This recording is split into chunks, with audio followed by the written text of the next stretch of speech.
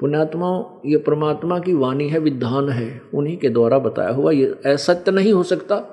हम ना माने वो हमारी अपनी सूझबूझ है, अपनी सोच है। अब जैसे कोई कानून को नहीं मानता है, ना माने, लेकिन जिस दिन वो कानून के चक्कर में आएगा उस दिन पता लग जाएगा ये कानून जो खंड कर दिया। जब तक वो कानून नहीं तोड़ रहा है और वैसे कह रहा है, जिस दिन तोड़ देगा उस दिन कानून का पता लग जाएगा। ऐसे ही जो परमात्मा की गलत साधनाएं कर रहे हैं, ये बाद में बहुत पश्चाताप करते हैं, बहुत रोते हैं, फिर कुछ नहीं बन पाता।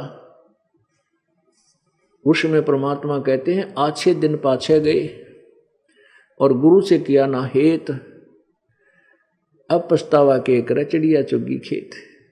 तो अब समय है, मानो शरीर है, आप में बुद्धि दी है परमात्मा ने। आप जी इस दास के द्वारा दिए गए विचारों को सदग्रंथों से मेल कर सकते हैं, और जो सदग्रंथों में लिखा वो सत्य है। किसी ने दंत कथा बना करके अपनी सोच की कोई पुस्तक सदग्रंथों का नाम लेकर के उस लिखी हुई है और वो सदग्रंथों से नहीं मिलती है, तो वो साधना त्यागने योग्य है, उसको त्यागना पड़ेगा। जैसे पवित्र श्रीमद् भगवत गीता अध्याय नंबर 16 के श्लोक 24 में कहा है कि अर्जुन, जो कर्तव्य कर्म और अकर्तव्य कर्म, जो भक्ति मार्ग के करने योग्य साधनाएं हैं, कर्म हैं, क्रिया हैं, और न करने वाली है, वो भी सदग्रंथों से ही तू मेल कर, किसी की दंत कथा पर विश्वास मत कर। तो पुण्यात्माओं, अब हम शिक्षित हैं, सदग्रंथ अपने पास है, और जैसा भी उन संस्कृत के ज्ञाताओं ने ज्ञान था, उन्होंने कुछ अनुवाद भी कर रखा है। अब उस अनुवाद के उनके द्वारा किए हुए अनुवाद में बहुत ढेर सारी त्रुटियां भी हैं, उसके पश्चात भी सच्चाई ऊपर है। क्योंकि कहते हैं, चोर चुरावे तुंबड़ी और गाड्डे पानी में, वो गाड्डे हुआ ऊपर आवे न, सच्चाई छनी ना। अब तुम्बा होता है एक घिया का, देखिए वो गोल गोल, उससे बड़ा होता है पेठे जितना, सीताफल जितना एक तुम्बा एक फल होता है, वो अंदर से थोथा हो जाता है, और उसको कहते हैं किसी ने किसी की तुम्बड़ी चुरा ली, वह तुम्बा, और उसको पानी में छुपाने लग गया, नीचे गाड़ का आवा जमीन में, और वो ऊपर आवे, इतना वह साथ ही ऊपर आ जावे, वह नीचे नहीं रुक पा रही, पानी में छुपाने की चेष्टा कर रहा उसको, और उसका स्वभाव है वो फ्लोटिंग है, वो पानी में नीचे नहीं रह सकती। ऐसे ही कहते हैं, इन अज्ञानी ऋषियों, संतों, गुरुओं ने सदग्रंथों में लिखे हुए सत्य को अपनी अनजान सोच के आधार से घुमा फिराकर उसको खराब करना चाहा, मिटाना चाहा, छुपाना चाहा, लेकिन फिर भी वो छुपा नहीं सके। कितने अक्षरों को गलत अनुवाद करें, कहीं ना कहीं उन्होंने सच्चाई को लिखना पड़ा। तो ऐसे ही परमात्मा कहते हैं, चोर चुराई तुंबड़ी, वो चोर थे जिन्होंने सदग्रंथों का ज्ञान नहीं था, और विद्वान पाए कि गया अपने आप को मैं ऋषि को वहां थे, गुरु को कहलाते थे, वो परमात्मा के चोर थे। तो उन्होंने तुंबड़ी यानी सत्य ज्ञान को दबाने की चेष्टा की, लेकिन वो छुप नहीं पाई, ऊपर आ गई। तो इसलिए लिखा है कि गीता जी अध्याय नंबर 16 के श्लोक 24 में कि इससे तेरे लिए कर्तव्य और अकर्तव्य के निर्णय के लिए भी सदग्रंथ ही प्रमाण है और नहीं। तो पुण्यात्माओं,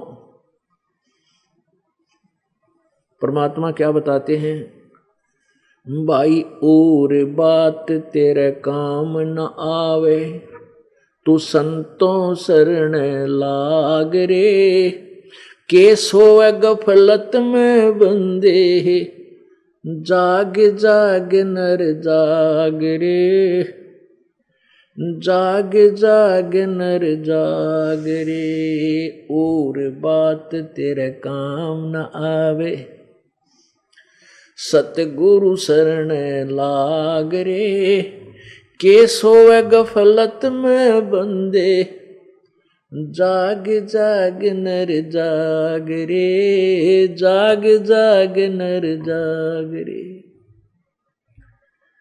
पुण्यात्माओं, अब हमने जागना किस चीज से है? हम अज्ञान अंधेरे में और मोह ममता की नींद में सोए पड़े हैं।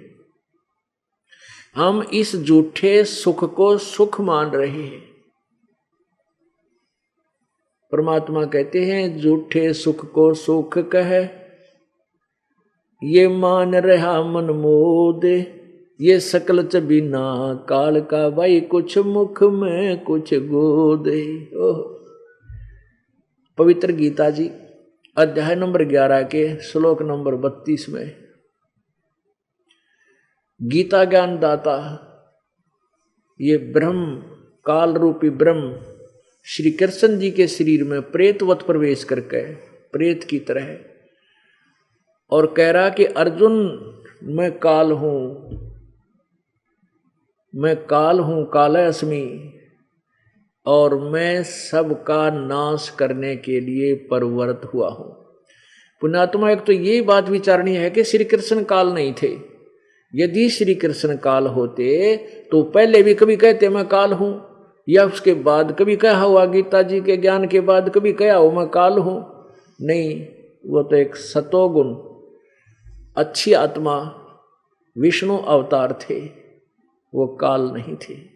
काल तो वो है जो इस 21 ब्रह्मांड का भगवान है, मालिक है, स्वामी है, जिसको सर्वब्रह्म कहते हैं। सर्वब्रह्म, क्षर ब्रह्म, हम उसको क्षर ब्रह्म कहते हैं अपने लोकल लैंग्वेज में। और ज्योत स्वरूपी निरंजन भी इसी का नाम है, काल का। इस काल को श्राप लगा हुआ है, साप लगा है 1 लाख मानव शरीरधारी स्त्री पुरुष के शरीर, सूक्ष्म शरीर से गंध निकाल के तपस्या पे भून के उस गंध को खाता है। इस प्रकार यो 1 लाख मानव शरीरधारी प्राणियों को नित्य आहार करता है। उसके लिए इसने अपने तीनों पुत्रों रजगुण ब्रह्मा, सतगुण विष्णु, तमगुण शिव जी से ये अपना सिस्टम फिट कर रखा है, ये अपना शासन चलवा रखा है, व्यवस्था बना रखी है। तो वो काल कहता है कि मैं सबको खाऊंगा, और अर्जुन तू ना लड़ेगा तो भी मारूंगा, ये तो मेरा मारने हैं। अब पुण्यात्मा विचार करो, गीता जी अध्याय नंबर 11 के श्लोक 21 में अर्जुन कहता है हे परमात्मा, आप तो इन ऋषियों को भी खा रहे हो, देवताओं को भी खा रहे हो, और आप ही के ये स्तुति कर रहे हैं, पवित्र आपसे ही मंगल कामना कर रहे हैं, वेदों के मंत्रों से स्तुति करके आप तो इनको भी खा रहे हैं। तब 11वें अध्याय के 32वें श्लोक में कहा कि अर्जुन, मैं तो भाई ये बढ़ा हुआ काल हूं और सबको खाने के लिए आया हूं, मैं ना बख्शूं किसी को। अब पुण्यात्माओं, ये चीज देखनी, परमात्मा कबीर देव जी यही कहना चाहते हैं, परमात्मा कबीर जी यही समझाना चाहते हैं कि भाई तुम इस काल के जाल में फंसे हो और तुम इसको परमात्मा मान बैठे। परमात्मा और है, परमात्मा का अर्थ होता श्रेष्ठ आत्मा। और जो 1 लाख इंसान, 1 लाख प्राणी रोज खाओ, वो परमात्मा नहीं हो सकता।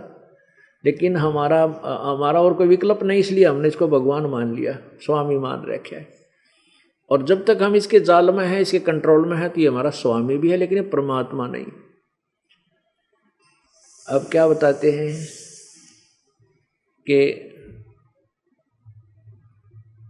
झूठे सुख को सुख है, ये मान रहा मनमोद, ये सकल जबीना काल का, कुछ मुख में कुछ कोद। इस परमात्मा के उस सूक्ष्म वेद का, सूक्ष्म वेद का, परमात्मा के सूक्ष्म वेद के एक सेंटेंस को, एक अमृतवाणी को, एक दोहे को क्लियर करने के लिए अब इतना बड़ा उदाहरण देना पड़ेगा कि शायद 2 घंटे में पूरा ना हो, और तभी ये तत्व ज्ञान स्पष्ट होगा।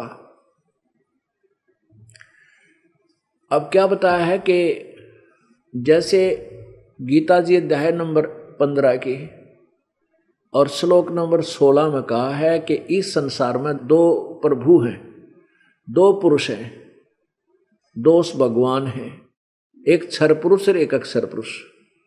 और इन दोनों का तथा इनके अंतर्गत जितने प्राणी, सबका स्थूल शरीर नाशवान है और जीवात्मा अमर सबकी होती है। आगे 17वें श्लोक में 15वें अध्याय गीता जी में कहा है कि उत्तम पुरुष तु अन्य और परमात्मा इति उदारते। वो उत्तम पुरुष जो श्रेष्ठ भगवान है वो तो कोई और है जिसे परमात्मा कहा जाता है। वास्तव में वो परमात्मा है।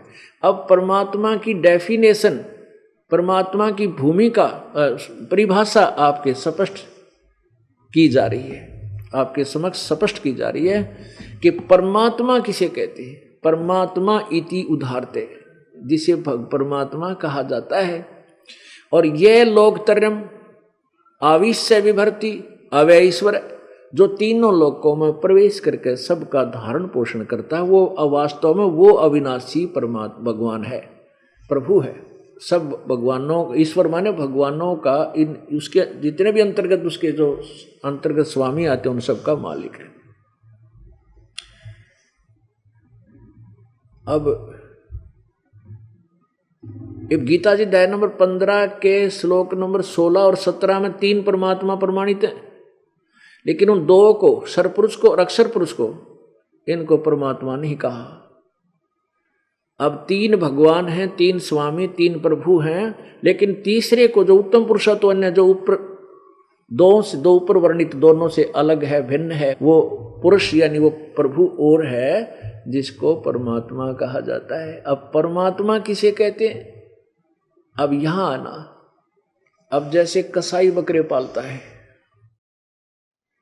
अब उसने बहुत बड़ा एक चरागा बना रखी होती है अपने बकरे और बकरियों के लिए, और उन बकरे बकरियों को मेल फीमेल वहां रखता है जो अपने उन तीनों गुणों से प्रभावित होकर, जो श्री रजगुण ब्रह्मा जी से निकल रहा है और सतगुण विष्णु जी से और तमगुण शिव जी के आधार पर वो सभी जीव वहाँ उन्हीं आधार से अपने संतान संपत्ति मोह ममता, बच्चों में एक ममता, एक दूसरे से राग द्वेष, खेचम खेचा, टकरम टकरा, वो तमोगुण से, तो वो उस सब उसके अंदर ऐसे रहते हैं।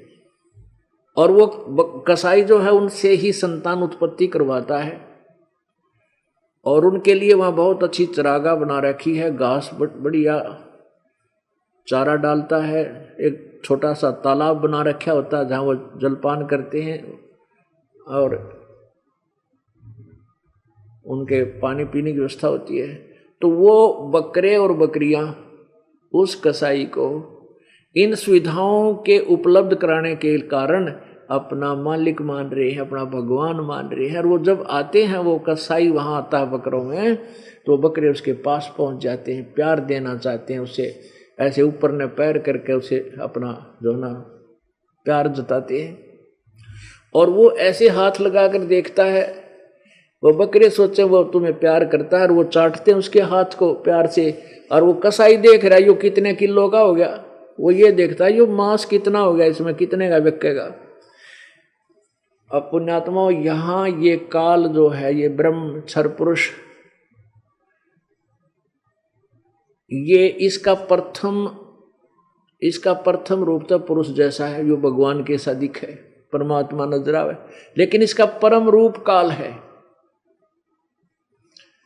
अब परम रूप काल क्यों कर है? वह सही असली काल, परम माने श्रेष्ठ रूप था इसका, काल है, सबको खाता, किसी को नहीं बख्शता।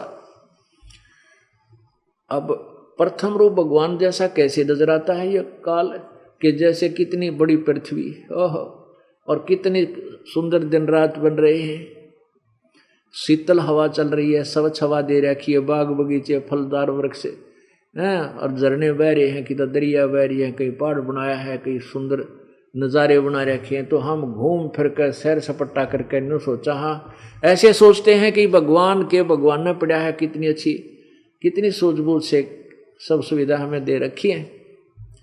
लेकिन हम जीव हैं, हम भूल जाते हैं कि उसका बेटा मर गया, उसकी बेटी मर गई, उसका एक्सीडेंट हो गया, 3 प्राणी एक परिवार के मर गए, उस क्षेत्र में फ्लड आ गया और वहाँ पर इतने डूब गए, 50 मर गए, एक जगह भूकंप आ गया, 1 लाख मर गए। तो यूँ क्या हो रहा है? क्या भगवान ऐसे काम किया करता है? तो या इतनी बुद्धि हमारी काम नहीं करती, फिर ये भगवान है तो इसे जुल्म क्यों हो रहे हमारे ऊपर? अब ऋषि महर्षियों के पास जाते थे, वो कहते हैं तुम्हारे कर्म का दंड है, ये तो भोगना ही पड़ता, जन्म मृत्यु तो यहाँ बनी ही रहेगी। बिल्कुल ठीक है, जब तक आप इस काल लोक में रहोगे जन्म मृत्यु आपकी सदा रहेगी, लेकिन एक ऐसा स्थान भी है जहां पर जन्म मृत्यु कभी नहीं होती।